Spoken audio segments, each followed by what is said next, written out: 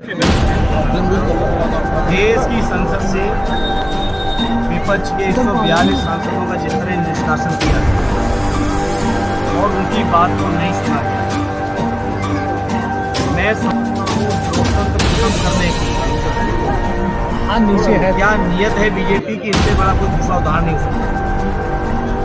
देश के सांसदों ने केवल इस बात को ही उठाया था कि संसद के अंदर जिस तरह से नौजवानों ने जाके गैस छोड़ी, आखिर क्या कारण थे, कौन लोग उसके जिम्मेदार थे, इस बात का जवाब मेरे मुझे संसद के अंदर थे। और ये बहुत सामान्य सी बात है, देश के अंदर इतनी बड़ी घटना हो जहाँ लोकतंत्र के मंदिर है, दो नौजवान गए और उन्होंने जाके गैस छोड़ी, संसद के ऊपर एक तरह का हमला हुआ और दिन भी वही मुकर्रर किया लोगों ने जो 13 दिसंबर जहाँ पे एक बार पहले भी पार्लियामेंट में हमला हुआ जिसमें 13 लोग शहीद। मैं समझता हूँ देश की संसद की सुरक्षा में पूरी तरह फेलियर था और गृह मंत्री को जवाब देना चाहिए, बजाय जवाब देने के जो सांसद मांग कर रहे थे जवाब देने, उनका निष्कासन देश के अंदर लोकतंत्र की हत्या है। और समाजवादी लोग लोकतांत्रिक मूल्यों के रक्षक रहे हैं। हमारे पूर्वजों ने देश की आज़ादी की लड़ाई लड़ी है। हमारे नेता माननीय नेताजी ने हमेशा लोकतंत्र को मजबूत करने के रास्ते को पकड़ा है और आदरणीय अखिलेश यादव के नेतृत्व में समाजवादी लोग लोकतंत्र बचाने की लड़ाई को लड़ने का काम कर रहे हैं। उसी परिप्रेक्ष्य में आज आदरणीय प्रदेश के हर जिला मुख्यालय पर धरने का कार्यक्रम हुआ। क्या लगता है आपको ये लोकसभा चुनाव को देखते हुए ये कदम उठाए जा रहे हैं कि विपक्ष की जो है कमजोर पड़ जाए, इसको कैसे देखते हैं? देखिए, बीजेपी के लोगों का कोई कभी संघर्ष का इतिहास नहीं। आज़ादी की लड़ाई में बीजेपी के लोगों का, उनके बीजेपी की विचारधारा से जुड़े लोगों का कोई इतिहास नहीं है। इमरजेंसी की लड़ाई में भी बीजेपी के लोगों को इतिहास नहीं रहा। बीजेपी के लोग माफी मांग मांग के जेल से बाहर आए। तो ये समाजवादी लोग या लोकतंत्र को मानने वाले लोग, संविधान को बनाने वाले लोगों को दला ढका नहीं सकते। सत्ता है, उपयोग दुरुपयोग जो करना चाहे करें, लेकिन देश की जनता पूछ रही है इस बात का सवाल कि जिस सांसद ने देश की 25 करोड़ से ज़्यादा आबादी के बारे में अपशब्द कहे, आज तक उसका निष्कासन क्यों नहीं हुआ?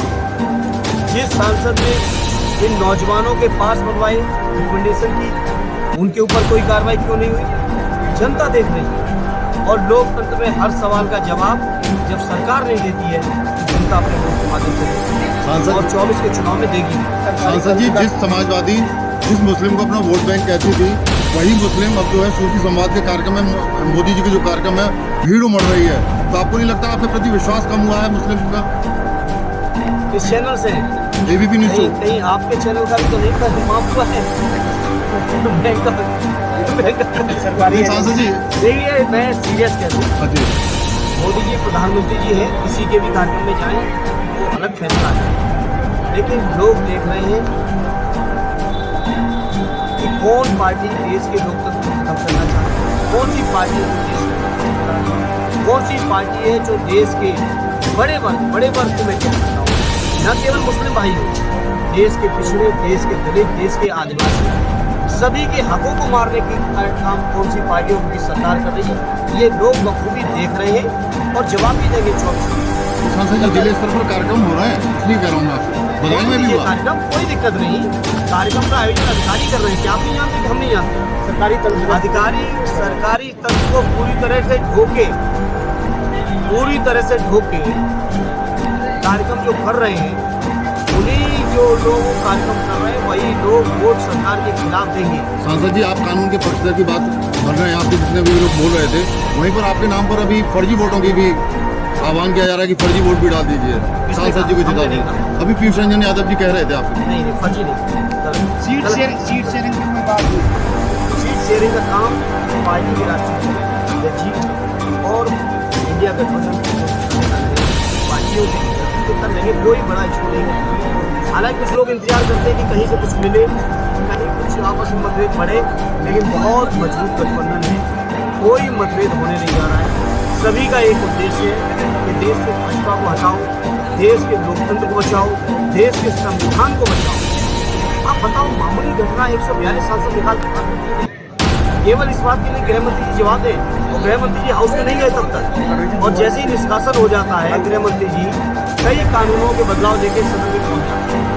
आप क्या करना चाहते हैं, कहाँ ले जाना चाहते हैं इसको? एमपी साहब, इस धरना प्रदर्शन में राष्ट्रीय सचिव जो है आबिद रजा साहब शामिल नहीं हुए, तो इसमें बाहर है मेरी सूचना ये, क्योंकि कल ही शाम 4 बजे नोटिस आया है इस कार्यक्रम का। स्वाभाविक है, जो जहाँ बाहर है, हमारे बिशौली के विधायक भी बाहर थे, सहसवान वाले भी बाहर थे, तो वो कोई बड़ी